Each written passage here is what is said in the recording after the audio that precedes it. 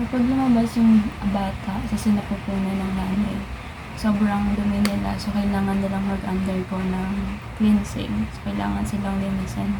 And it is the same way sa buhay natin. The reason why we have a lot of struggles and problems in life is that the reason is kailangan mong mag-undergo ng cleansing. You must be purified and you must be refined. Yung soul mo and yung heart mo must go through those trials para maging mas better version ka ng sarili mo, mas maging mabuti kang tao.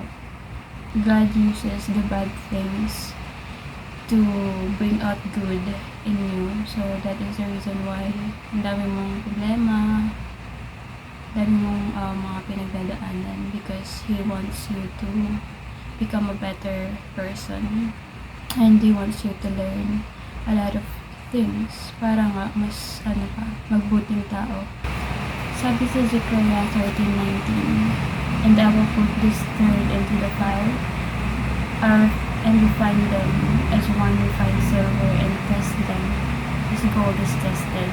So meaning God is just refining you like a silver and testing you like a gold.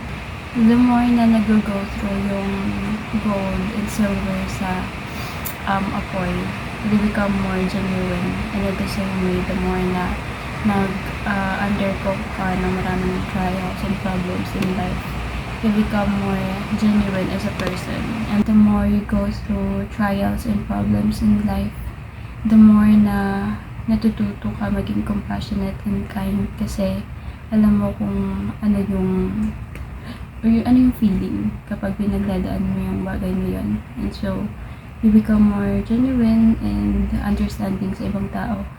And nagagawa mong ilagay yung sarili mo sa mga paan nila, or you're able to sympathize and empathize dahil pinagdaanan mo yung mga bagay na yun. Or even though hindi mo pinagdaanan, dahil nga I have gone through trials and problems on your own, mas nagiging malawak yung pag-iisip mo.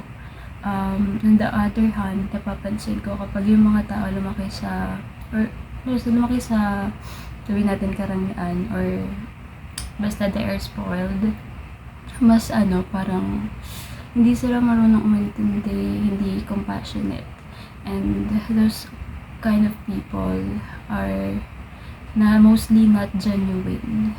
So that's it. This is one of the reasons why I think we must go through trials and sufferings in life.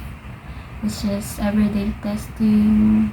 It's like God is a teacher and we are His students, and His goal is for us to become refined and genuine in heart and soul.